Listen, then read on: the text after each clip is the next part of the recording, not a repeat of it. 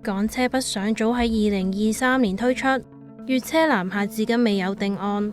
星期一有報道話，特區政府正係研究最快今年年底開通，吸引內地高消費客群，振興本港經濟。明報引述消息話，首階段粵車只可以停泊喺港珠澳大橋人工島，第二階段先至開放進入市區自駕遊，並會設置每日配額上限。立法會議員張欣宇建議設申請門檻，例如要求持高級信用卡或者累積消費額先至可以申請。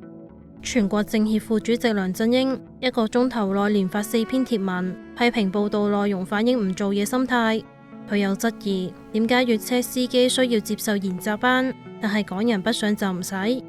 另外佢又唔點名抨擊張欣宇缺乏基本政治常識，強調粵車南下早喺10年前已經有共識，再拖只會削減政策效益。